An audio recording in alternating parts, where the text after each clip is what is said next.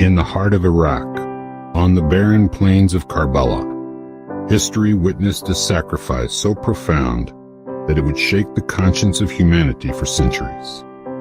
This is not just a story of martyrdom. It is the story of a man who stood against the greatest empire of his time, armed only with truth and unshakable faith. This is the legacy of Imam Hussain, a legacy that changed the world forever. Imam Hussain ibn Ali was born in the holy city of Medina in the year 626 AD. He was the beloved grandson of Prophet Muhammad, PBUH, the son of Imam Ali, the Lion of Allah, and Fatima Zahra, the daughter of the Prophet. From his first breath, Hussain was destined for greatness.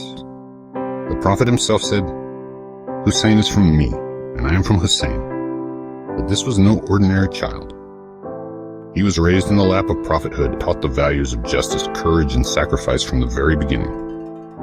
His father, Imam Ali, was the embodiment of wisdom and bravery, and his mother, Fatima, was the queen of paradise. Hussein's bloodline was pure, his mission divine.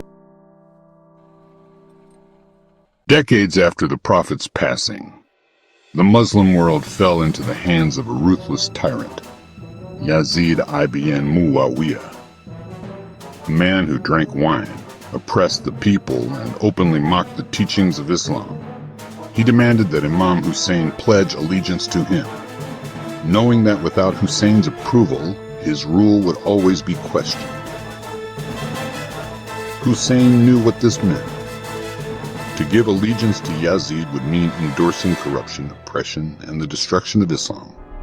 But to refuse meant certain death. And yet, without hesitation, Hussain declared, "A man like me can never pledge allegiance to a man like him."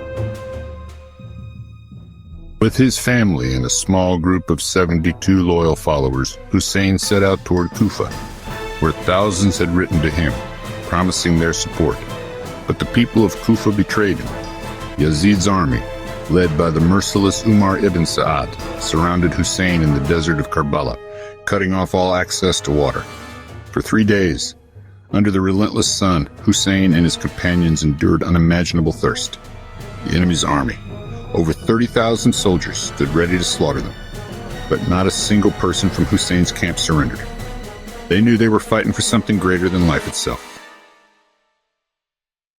On the 10th of Muharram, the day of Ashura, the battle began. One by one, Hussein's brave companions embraced martyrdom. His brother, Abbas, the Lion of Loyalty, fought his way to the Euphrates River to bring water for the children, only to have his arms severed before being struck down.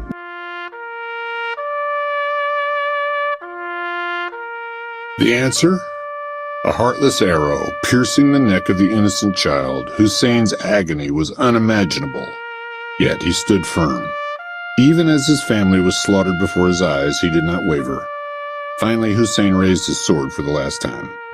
Wounded, exhausted, sword for the last time. Wounded, exhausted, he fought until a treacherous strike from behind brought him down. His body was trampled, his head severed and raised on a spear. The women and children were taken as prisoners, paraded through the streets of Kufa and Damascus. But the story did not end at Karbala. Hussein's sister, Zainab, became the voice of the oppressed. In the court of Yazid, she fearlessly exposed his tyranny, declaring, "You may have killed us, but you can never kill our message." And so, the legacy of Hussain lived on. From the streets of India's freedom struggle to the civil rights movements of today, his cry for justice echoes. Mahatma Gandhi said, "I learned from Hussain how to achieve victory while being oppressed." Nelson Mandela, Che Guevara, and Martin Luther King Jr. drew inspiration from his stand. Today, over 1,300 years later, millions still weep for Hussain, not out of sorrow, but out of love, out of a promise to never forget, to never surrender to injustice. Hussain is not just a name. He is an idea, a revolution, a light that will never fade. As long as there is oppression in this world, the story of Karbala will be told. And as long as humanity exists, Hussain will live forever. Final shot. A single rose placed on Hussein's grave. The words Labaik Ya Hussein echoing in the background. Every day is Ashura. Every land is Karbala.